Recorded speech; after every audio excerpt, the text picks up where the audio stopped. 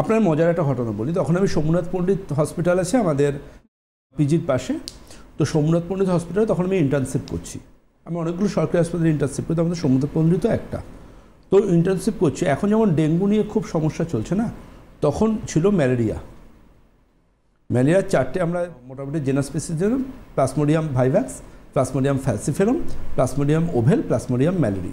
এই 4টে ম্যালেরিয়া প্রাদুর্ভাব ছিল as a protozoa. Virus, bacteria, fungus না, এটা প্রোটোজোয়া। ডেঙ্গুটা কিন্তু ভাইরাস। তো এই তার মধ্যে সবচেয়ে মারাত্মক ছিল প্লাজমোডিয়াম ফ্যালসিফেরাম, তার জন্য অ্যান্টিজেন টেস্ট করতে হতো। তো এরকম পেশেন্ট এসেছে, হঠাৎ কী হয়েছে না, তিনি মাথা ঘুরে পড়ে গেছেন। কী করে মাথা ঘুরে পড়ে গেছেন? এবার এমার্জেন্সিতে সেটা ফাইন্ড আউট করা তো একটা কঠিন ব্যাপার। কেন মাথা ঘুরে পড়ে গেলেন? তার কি পালস রেট খুব ফল করে গেছিলো?